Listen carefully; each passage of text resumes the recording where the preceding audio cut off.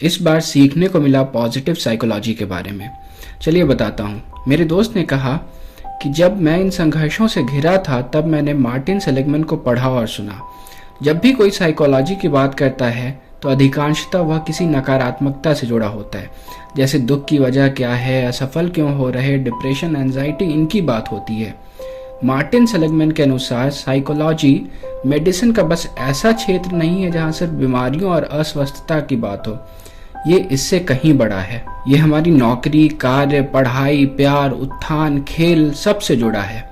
उन्होंने सोचा कि क्यों ना हम दुख की बजाय वेल बीइंग की बात करें, अपनी असफलताओं के बजाय अपनी उपलब्धियों को देखें, अपनी आसक्ति के बजाय अपनी ताकत को देखें। और इन्हीं सोचों से जन्म हुआ पॉजिटिव साइकोलॉजी का। मनोवैज्ञानिकों ने पाया कि हम अपनी समस्याओं, निराशा और असफलता को अपने दिमाग में ज़्यादा बसाए रखते हैं, और यही कारण होता है निगेटिव बायस यानी नकारात्मक पूर्वाग्रह का। पॉजिटिव साइकोलॉजी कहती है कि अपने अंदर की निराशावादी सोच से लड़ो, अपने ताकत यानी स्ट्रेंथ पर ध्यान दो, जीवन और वास्तविकता को देखने के अपने नजरिए को बदलो। आगे उसने बताया कि पॉजिटिव साइकोलॉजी पर ही आधारित है खुशी का फॉर्मूला, और वो कुछ यूं है: H=P+E+M, जहाँ H है हैप्पीनेस, P है प्लेजर, E है एंगेजमेंट और M है मीनिंग। इसे एक एक कर समझते हैं। प्लेजर यानी आनंद और भौतिक खुशी।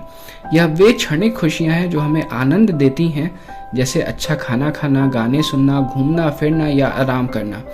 प्लेजर हमारे जीवन में खुशी लाती है, लेकिन केवल अपने सुख पर ध्यान केंद्रित करने से जीवन अधूरा लग सकता है। इंगेजमेंट यानी गहरी तल्लीनता और फोकस। जब हम किसी काम में पूरी तरह से डूब जाते हैं और समय का पता नहीं चलता तो इसे फ्लो स्टेट कहा जाता है।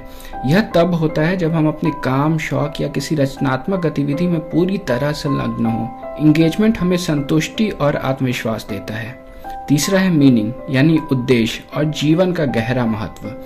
यह हमारे जीवन को दिशा और गहराई प्रदान करता है। यह समाज की सेवा, दूसरों की मदद, रिश्तों की गहराई, आध्यात्मिकता या किसी बड़े लक्ष्य की प्राप्ति से आ सकता है। मीनिंग हमें कठिनाइयों में भी मजबूती देता है और दीर्घकालिक यानी लॉन्ग टर्म संतोष प्रदान करता है। और सच्ची खुशी के लिए ज़रूरी है कि P थोड़ा कम हो, E उससे ज़्यादा और M सबसे ज़्यादा हो। मैं उसकी बातें सुनता जा रहा था। कॉलेज के दिनों में ऐसी ही गहरी बातें हम स्पोर्ट्स ग्राउंड के गैलरी में बैठ किया करते थे।